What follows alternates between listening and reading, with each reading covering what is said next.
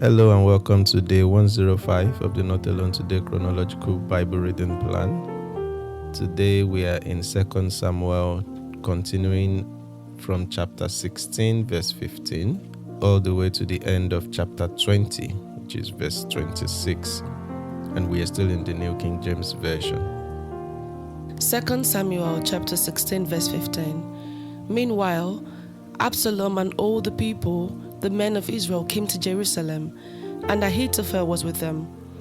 And so it was, when Hushai the Hachtite, David's friend, came to Absalom, that Hushai said to Absalom, "Long live the king, long live the king." So Absalom said to Hushai, "Is this your loyalty to your friend? Why did you not go with your friend?" And Hushai said to Absalom, "No, but whom the Lord and this people and all the men of Israel choose, his I will be, and with him I will remain.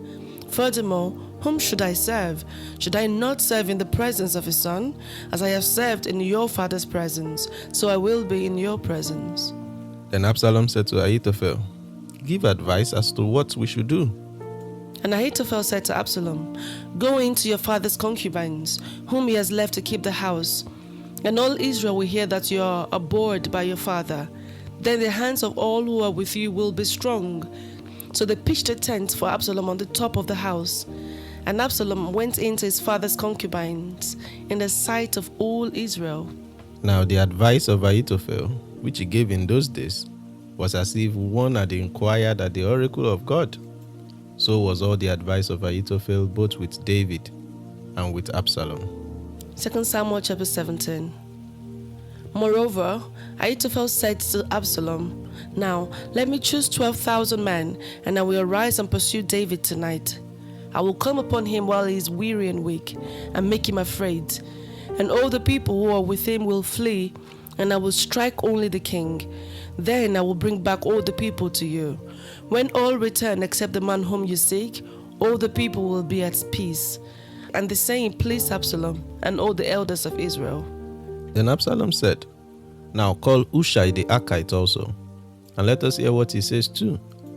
And when Hushai came to Absalom, Absalom spoke to him, saying, "Ahithophel has spoken in this manner. Shall we do as he says? If not, speak up." So Hushai said to Absalom, "The advice that Ahithophel has given is not good for this time. For," said Hushai, "you know your father and his men, that they are mighty men, and they are enraged in their minds, like a bear robbed of her cubs in the field. And your father is a man of war, and will not camp with the people. Surely by now he is hidden in some pit or in some other place. And it will be, when some of them are overthrown at the first, that whoever hears it will say, 'There is a slaughter among the people who follow Absalom.' And even he who is valiant, whose heart is like the heart of a lion, will melt completely. For all Israel knows that your father is a mighty man, and those who are with him are valiant men. Therefore, I advise that all Israel be fully gathered to you, from Dan to Beersheba, like the sand that is by the sea for multitudes, and that you go to battle in person. So we will come upon him in some place where he may be found, and we will fall on him as a dew falls on the ground. And of him and all the men who are with him, there shall not be left so much as one. Moreover, if he is withdrawn into a city, then all Israel shall bring ropes to that city, and we will pull it into the river, until there is not one small stone found there." So Absalom and all the men of Israel said, "The advice of Hushai the Archite is better than the advice of Ahithophel." For the Lord had purposed to defeat the good advice of Ahithophel, to the intent that the Lord might bring disaster on Absalom. Then Hushai said to Zadok and Abiathar the priests, "Thus and so Ahithophel advised Absalom. Now therefore, send quickly and tell David, saying, 'Do not spend this night in the plains of the wilderness, but speedily cross over, lest the king and all the people who are with him be swallowed up.' Now Jonathan and Ahimaaz stayed at En-Rogel, for they dare not be seen coming into the city. So a female servant would come and tell them, and they would go and tell King David. Nevertheless, a lad saw them and told Absalom, but both of them went away quickly and came to a man's house in Bahurim, who had a well in his courts, and they went down into it. Then the woman took and spread a covering over the well's mouth, and spread ground grain on it, and the thing was not known. And when Absalom's servants came to the woman at the house, they said, "Where are Ahimaaz and Jonathan?" So the woman said to them, "They have gone over the water brook." And when they had searched and could not find them, they returned to Jerusalem. Now it came to pass after they had departed, that they came up out of the well and went and told King David, and said to David, "Arise and cross over the water quickly, for thus as Ahithophel advised against you." So David and all the people who were with him arose and crossed over the Jordan. By morning light, not one of them was left who had not gone over the Jordan. Now when Ahithophel saw that his advice was not followed, he saddled a donkey and arose and went home to his house, to his city. Then he put his household in order and hanged himself and died. And he was buried in his father's tomb. Then David went to Mahanaim, and Absalom crossed over the Jordan, he and all the men of Israel with him. And Absalom made Amasa captain of the army instead of Joab. This Amasa was the son of the man whose name was Jitra, an Israelite who had gone in to Abigail, the daughter of Nahash, sister of Zeruiah, Joab's mother. So Israel and Absalom encamped in the land of Gilead. Now it happened, when David had come to Mahanaim, that Shobi the son of Nahash from Rabbah of the people of Ammon, Machir the son of Amiel from Lodebar, and Barzillai the Gileadite from Rogelim brought beds and basins, earthen vessels and wheat, barley and flour, parched grain and beans, lentils and parched seeds, honey and curds, sheep and cheese of the herd, for David and the people who were with him to eat. For they said, "The people are hungry and weary and thirsty in the wilderness." 2 Samuel chapter 18. And David numbered the people who were with him, and set captains of thousands and captains of hundreds over them. Then David sent out 1/3 of the people under the hand of Joab, 1/3 under the hand of Abishai the son of Zeruiah, Joab's brother, and 1/3 under the hand of Ittai the Gittite. And the king said to the people, "I also will surely go out with you myself." But the people answered, "You shall not go out, for if we flee away, they will not care about us. Nor if half of us die, will they care about us. But you are worth 10,000 of us now, for you are now more help to us in the city." Then the king said to them, "Whatever seems best to you, I will do." So the king stood beside the gate, and all the people went out by hundreds and by thousands. Now the king had commanded Joab, Abishai, and Ittai, saying, "Deal gently for my sake with the young man Absalom." And all the people heard when the king gave all the captains orders concerning Absalom. So the people went out into the field of battle against Israel, and the battle was in the woods of Ephraim. The people of Israel were overthrown there before the servants of David, and a great slaughter of 20,000 took place there that day. For the battle there was scattered over the face of the whole countryside, and the woods devoured more people that day than the sword devoured. Then Absalom met the servant of David. Absalom rode on a mule. The mule went under the thick boughs of a great terebinth tree, and his head caught in the terebinth. So he was left hanging between heaven and earth. And the mule which was under him went on. Now a certain man saw it and told Joab and said, "I just saw Absalom hanging in a terebinth tree." So Joab said to the man who told him, "You just saw him, and why did you not strike him there to the ground? I would have given you 10 shekels of silver and a belt." But the man said to Joab, "Though I were to receive 1,000 shekels of silver in my hand, I would not raise my hand against the king's son. For in our hearing the king commanded you and Abishai and Ittai, saying, 'Beware lest anyone touch the young man Absalom.' Otherwise I would have dealt falsely against my own life. For there is nothing hidden from the king, and you yourself would have set yourself against me."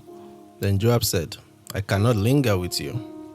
And he took 3 spears in his hand and thrust them through Absalom's heart, while he was still alive in the midst of the terebinth tree. And 10 young men who bore Joab's armor surrounded Absalom and struck and killed him. So Joab blew the trumpet, and the people returned from pursuing Israel. For Joab held back the people, and they took Absalom and cast him into a large pit in the wood, and laid a very large heap of stone over him. Then all Israel fled, everyone to his tent. Now Absalom in his lifetime had taken up and set up a pillar for himself, which is in the king's valley. For he said, "I have no son to keep my name in remembrance." He called the pillar after his own name, and to this day it is called Absalom's monument. Then Ahimaaz, the son of Zadok, said, "Let me run now and take the news to the king, how the Lord has avenged him of his enemies." And Joab said to him, "You shall not take the news this day, for you shall take the news another day. But today you shall take no news, because the king's son is dead." Then Joab said to the Cushite, "Go, tell the king what you have seen." So the Cushite bowed himself to Joab and ran. And Ahimaaz, the son of Zadok, said again to Joab, "But whatever happens, please let me also run after the Cushites." So Joab said, "Why will you run, my son, since you have no news ready?" "But whatever happens," he said, "let me run." So he said to him, "Run." Then Ahimaaz ran by way of the plain and outran the Cushite. Now David was sitting between the two gates, and the watchman went up to the roof over the gate, to the wall, lifted his eyes and looked, and there was a man running alone. Then the watchman cried out and told the king, and the king said, "If he's alone, there is news in his mouth." And he came rapidly and drew near. Then the watchman saw another man running, and the watchman called to the gatekeeper and said, "There is another man running alone." And the king said, "He also brings news." So the watchman said, "I think the running of the first is like the running of Ahimaaz, the son of Zadok." And the king said, "He's a good man and comes with good news." So Ahimaaz called out and said to the king, "All is well." Then he bowed down with his face to the earth before the king and said, "Blessed be the Lord your God, who has delivered up the men who raised their hand against my lord the king." The king said, "Is the young man Absalom safe?" Ahimaaz answered, "When Joab sent the king's servant and me, your servant, I saw a great tumult, but I did not know what it was about." And the king said, "Turn aside and stand here." So he turned aside and stood still. Just then the Cushite came, and the Cushite said, "There is good news, my lord the king, for the Lord has avenged you this day of all those who rose against you." And the king said to the Cushite, "Is the young man Absalom safe?" So the Cushite answered, "May the enemies of my lord the king and all who rise against you to do harm be like that young man." Then the king was deeply moved and went up to the chamber over the gate and wept. And as he went, he said thus, "Oh, my son Absalom, my son Absalom, if only I had died in your place. Oh, Absalom, my son, my son." Chapter 19. And Joab was told, "Behold, the king is weeping and mourning for Absalom." So the victory that day was turned into mourning for all the people. For the people heard it said that day, "The king is grieved for his son." And the people stole back into the city that day, as people who are ashamed to steal away when they flee in battle. But the king covered his face, and the king cried out with a loud voice, "Oh, my son Absalom! Oh, Absalom, my son, my son!" Then Joab came into the house to the king and said, "Today you have disgraced all your servants, who today have saved your life, the lives of your sons and daughters, the lives of your wives and the lives of your concubines, in that you loved your enemies and hate your friends. For you have declared today that you regard neither princes nor servants. For today I perceive that if Absalom had lived and all of us had died today, then he would have pleased you well. Now therefore arise, go out and speak comfort to your servants, for I swear by the Lord, if you do not go out, not one will stay with you this night, and that will be worse for you than all the evil that has befallen you from your youth until now." Then the king arose and sat in the gates, and they told all the people, saying, "There is the king sitting in the gates." So all the people came before the king. For every one of Israel had fled to his tent. Now all the people were in dispute throughout the tribes of Israel, saying, "The king saved us from the hand of our enemies. He delivered us from the hand of the Philistines. And now he has fled from the land because of Absalom. But Absalom, who we anointed over us, has died in battle. Now therefore, why do you say nothing about bringing back the king?" So King David sent to Zadok and Abiathar the priests, saying, "Speak to the elders of Judah, saying, Why are you the last to bring the king back to his house? Since the words of all Israel have come to the king, to his very house.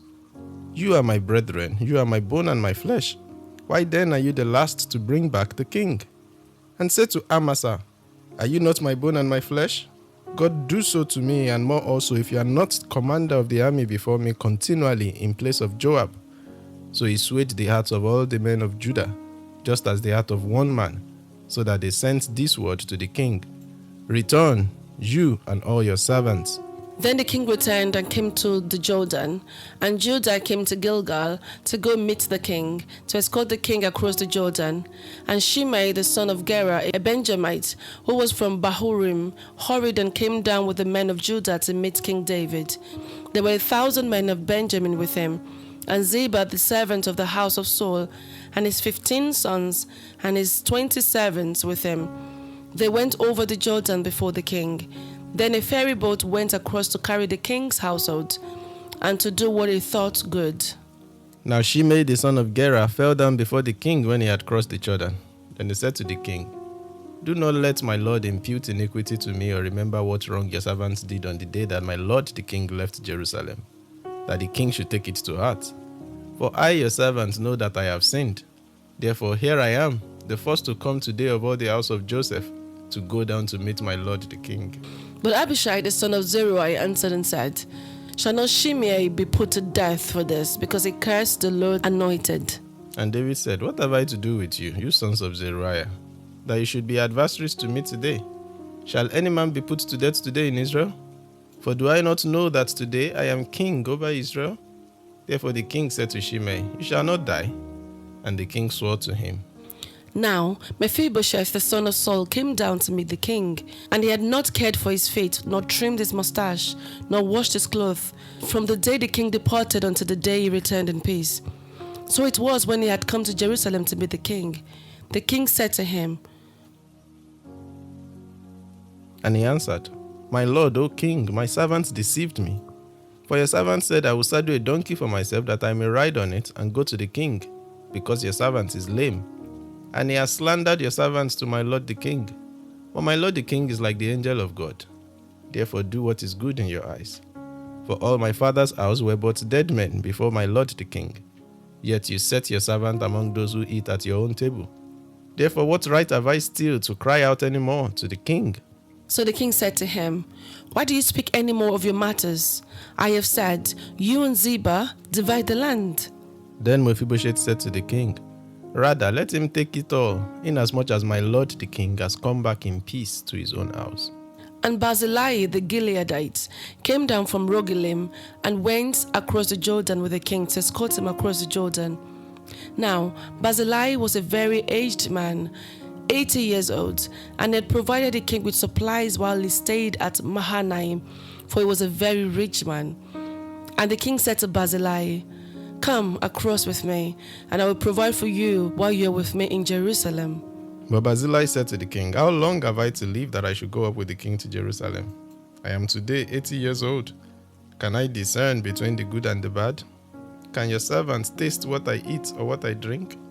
Can I hear any longer the voice of singing men and singing women? Why then should your servants be a further burden to my lord the king?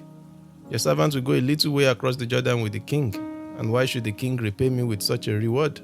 Please let your servant turn back again, that I may die in my own city, near the grave of my father and mother. But here is your servant Chimam. Let him cross over with my lord the king, and do for him what seems good to you." And the king answered, "Chimham will cross over with me, and I will do for him what seems good to you. But whatever you request of me, I will do for you." Then all the people went over the Jordan, and when the king had crossed over, the king kissed Barzillai and blessed him, and he returned to his own place. Now the king went on to Gilgal, and Chimam went on with him. And all the people of Judah escorted the king, and also half the people of Israel. Just then all the men of Israel came to the king and said to the king, "Why have our brethren, the men of Judah, stolen you away and brought the king, his household, and all David's men with him across the Jordan?" So all the men of Judah answered the men of Israel, "Because the king is a close relative of ours. Why then are you angry over this matter? Have we eaten at the king's expense, or has he given us any gift?" And the men of Israel answered the men of Judah and said, "We have 10 shares in the king. Therefore we also have more rights to David than you. Why then do you despise us? Were we not the first to advise bringing back our king?" Yet the words of the men of Judah were fiercer than the words of the men of Israel. Chapter 20. And there happened to be there a rebel whose name was Sheba, the son of Bichri, a Benjamite. And he blew a trumpet and said, We have no share in David, nor do we have inheritance in the son of Jesse. Every man to his tents, O Israel. So every man of Israel deserted David and followed Sheba the son of Bechri. But the men of Judah from the Jordan as far as Jerusalem remained loyal to their king. Now David came to his house at Jerusalem, and the king took the 10 women, his concubines whom he had left to keep the house, and put them in seclusion and supported them, but did not go into them. So they were shut up to the day of their death, living in widowhood. And the king said to Amasa, "Assemble the men of Judah for me within 3 days, and be present here yourself." So Amasa went out, assembled the men of Judah, but he delayed longer than the set time which David had appointed him. And David said to Abishai, "Now Sheba the son of Bichri will do us more harm than Absalom. Take the Lord's servants and pursue him, lest he find for himself fortified cities and escape us." So Joab's men with the Cherethites and the Pelethites and all the mighty men went out after him. And they went out of Jerusalem to pursue Sheba the son of Bichri. When they were at the large stone which is in Gibeon, Amasa came before them. Now Joab was dressed in battle armor. On it was a belt with a sword fastened in its sheath at his hips, and as he was going forward, it fell out. Then Joab said to Amasa, "Are you in health, my brother?" And Joab took Amasa by the beard with his right hand to kiss him, but Amasa did not notice the sword that was in Joab's hand, and it struck him with it in the stomach, and his entrails poured out on the ground, and he did not strike him again. Thus he died. Then Joab and Abishai his brother pursued Sheba the son of Bichri. Meanwhile one of Joab's men stood near Amasa and said, "Whoever favors Joab and whoever is for David, follow Joab." But Amasa wallowed in his blood in the middle of the highway. And when the man saw that all the people stood still, he moved Amasa from the highway to the field and threw a garment over him. When he saw that everyone who came upon him halted. When he was removed from the highway, all the people went on after Joab to pursue Sheba the son of Bichri. And they went through all the tribes of Israel to Abel and Beth-Maachah and all the Berites. So they all gathered together and also went after Sheba. Then they came and besieged him in Abel of Beth-Maachah, and they cast up a siege mound against the city, and it stood by the rampart. And all the people who were with Joab battered the wall to throw it down. Then a wise woman cried out from the city, "Hear, hear, please say to Joab, 'Come nearby that I may speak with you.' When he had come near to her, the woman said, 'Are you Joab?' He answered, 'I am.' Then she said to him, 'Hear the words of your maidservant.' And he answered, 'I am listening.' So she spoke, saying, 'They used to talk in former times, saying they shall surely seek guidance at Abel, and so they would end disputes. I am among the peaceable and the faithful in Israel. You seek to destroy a city and a mother in Israel. Why would you swallow up the inheritance of the Lord?' And Joab answered and said, 'Far be it from me that I should swallow up or destroy. That is not so. But a man from the mountains of Ephraim, Sheba the son of Bechri, by name, has raised his hand against the king, against David. Deliver him only, and I will depart from the city.' So the woman said to Joab, 'Watch, his head will be thrown to you over the wall.' Then the woman in her wisdom went to all the people, and they cut off the head of Sheba the son of Bichri and threw it out to Joab. Then he blew a trumpet, and they withdrew from the city, every man to his tent. So Joab returned to the king at Jerusalem.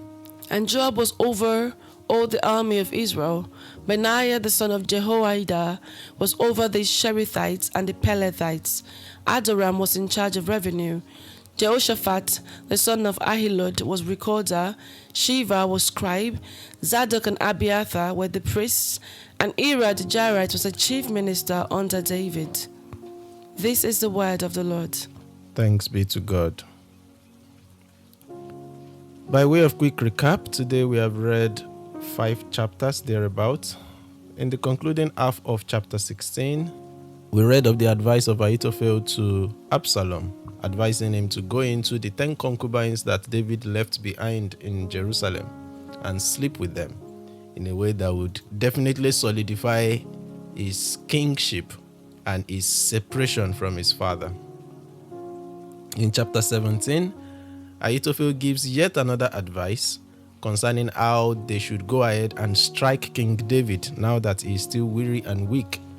But Hushai, the double agent that was planted in Absalom's cabinet by David, gave a contrary advice, which sounded better to Absalom, and they went with Hushai's advice rather than Ahithophel's. Of course, when Ahithophel found out that his advice was not heeded, he hung himself and committed suicide. In the meantime, Hushai wants David to escape, having known the plans that Absalom had. In chapter 18, we read of Absalom's defeat and eventual death. David gave strict instructions for the soldiers to be gentle with Absalom, but Joab killed him. When David heard of Absalom's death, he mourned and wept loudly, so much so that what seemed like a victory on that day ended up looking like a defeat as all the people joined together to mourn. In chapter 19, we were told of the account of David's return to Jerusalem, with lots of political tussles going on in that chapter. First, we were told of Joab's frank discussion with David to say that he needed to accord the people the honor that they deserve for bringing victory back and helping him to regain his kingship, even though it's beginning to look like he's treating them like they have done something bad rather than something good. We also learned of how David went over to the people of Judah to urge them to join in the procession of having him return to David's city in Jerusalem and to return to ruling the people. In that conversation, Amasa was chosen to replace Joab as the head of the army. We also read in that chapter that David was merciful to Shimei, the man that cursed him when he was weeping and leaving David's city earlier on. And David accepted and said, "You shall not die, at least for now." And then we also read of how Mephibosheth got his opportunity to speak to David now that David is back in David's city. And Mephibosheth gave his version of events contrary to what Ziba had said. And David divided what he had allocated to Ziba between the two of them. And Mephibosheth simply said, in fact, let him take everything. All I'm after is that the king has returned back in peace to his own house. There was also the account of Barzillai, an 80-year-old man that David wanted to honor by asking him to also come with him to David's city. But the man admitted that his age is not on his side and therefore recommended someone else to follow David in his stead. In chapter 20, we read of the rebellion of Sheba, the son of Bichri, who all of a sudden decided to cry out and say, "We do not have a share in David, every man to his tents." And indeed, some people followed him. Of course, he became a target himself, and the men of David pursued him until indeed he was killed and his head was thrown over the wall, and the war or the battle at that point ceased. And the chapter ends by a summary of the people that were leaders in David's government once again. And those are the 5 chapters we've considered. Let's go back to 2 Samuel 16. What stood out to you, Anu, my love? What stood out to me was from verse 21 to 22. How that not only did Absalom sleep with his father's concubine, they built a tent for him at the top of the house.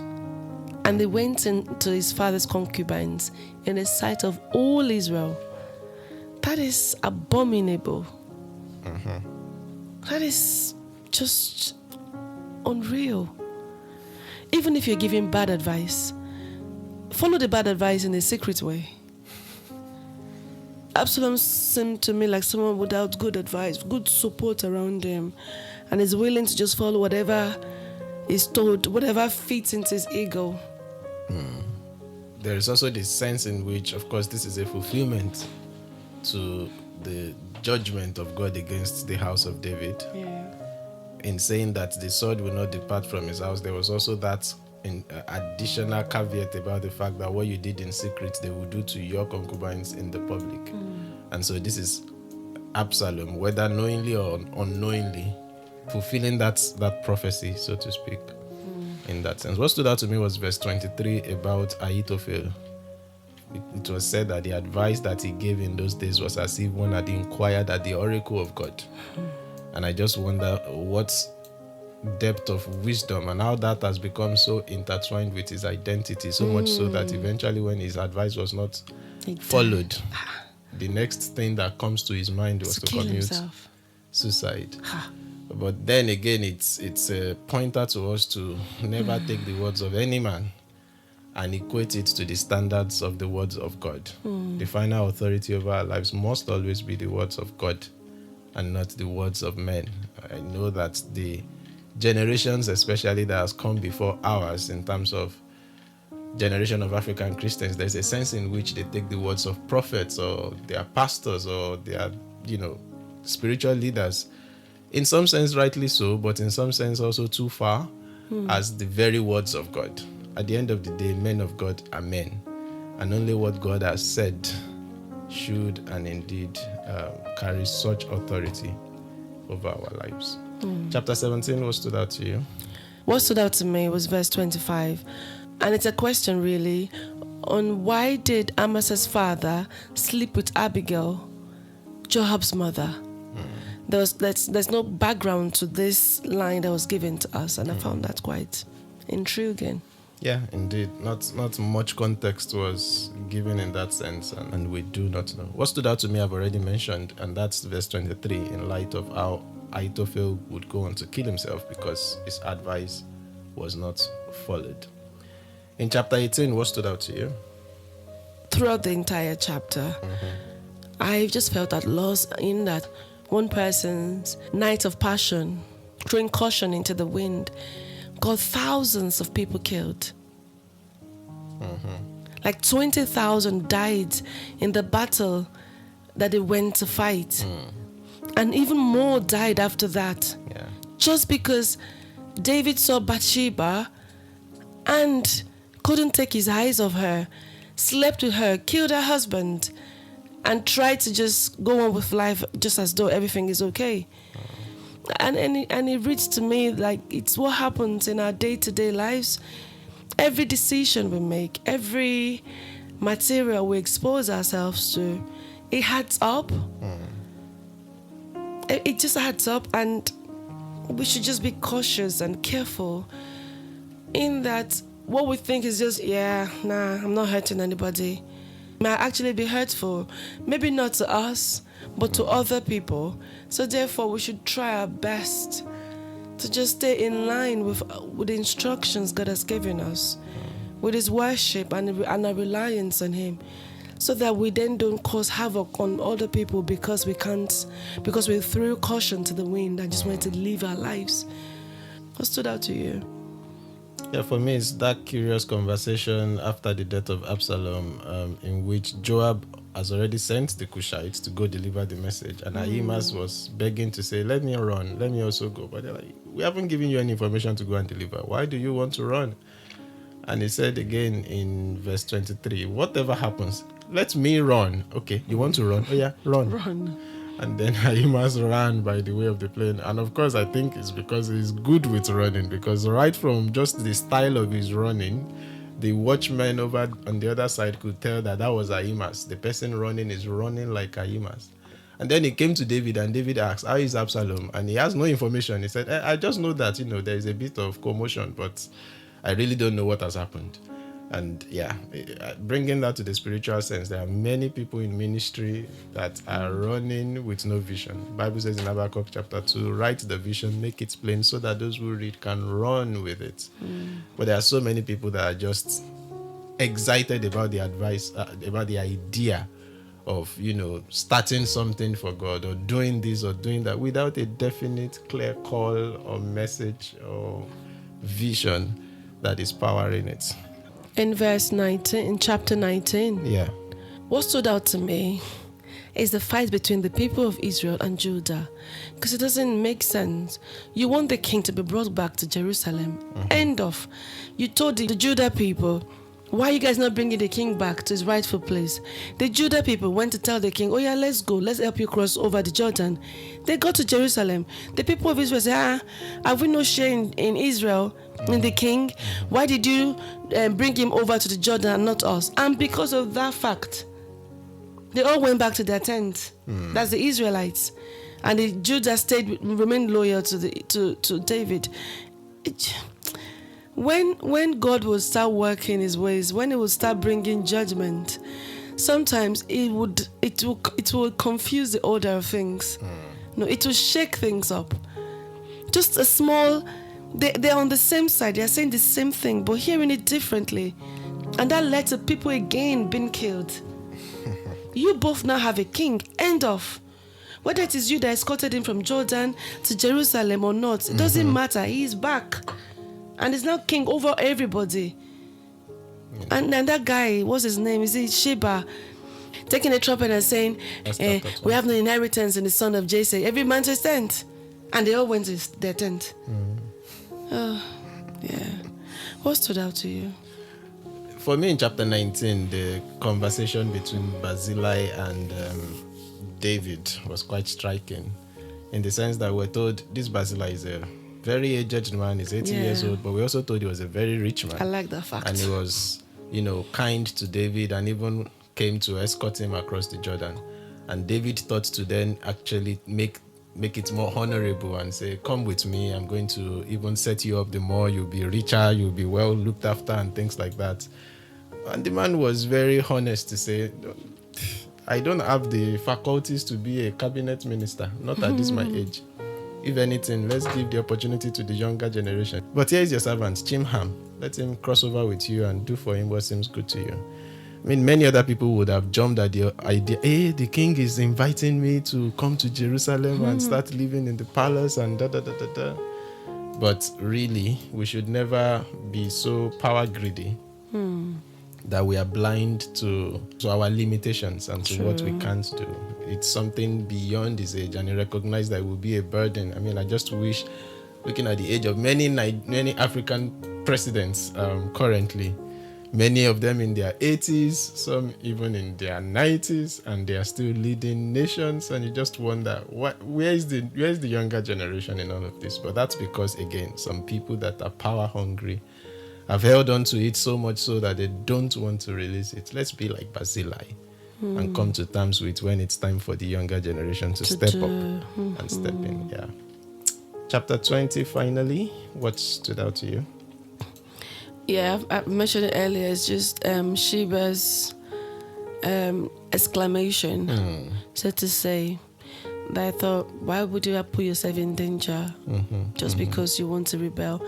And I understand how that, from reading the NIV commentary, it was said that how that rebellion starts as though it's a righteous way. It starts as though it's a righteous vocation. We have this way that we think is right, and therefore we can rebel.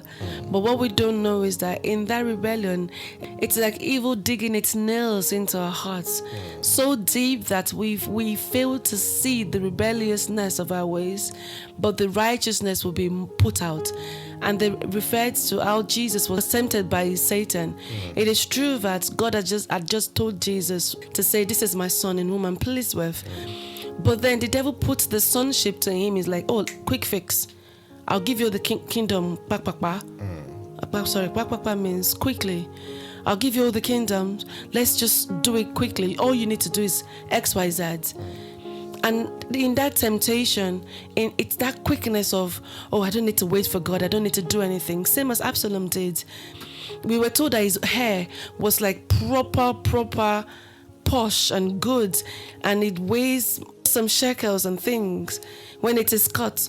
And it is the same hair that got caught in the tree that suspended in between heaven and earth. So much that it was left defenseless. And this is what rebellion does. It comes in as though, oh, this is a righteous vocation. It is my right to insist on this. But with it is different baggages that you can't even anticipate. But because you're holding on to that righteous anger, you fail to see the negativity that's bringing into your lives. And just to conclude on that, Henry Newen said says that the temptation of power seems so irresistible, and it says it always seems easier to be God ourselves than to love God, easier to control people than to love people, and easier to own life than to love life. And that kind of sums it up. In our rebellion, we fail to see the temptation it's bringing, and now that it breaks us rather than builds us. Thank you. Wise words to wrap up the episode for day 105. Join us again as we turn the page on day 106 as we continue considering the account in 2 Samuel. We'll be looking at chapter 21 when we cross the page. But till then, just remember, you're not alone. Today, God bless you.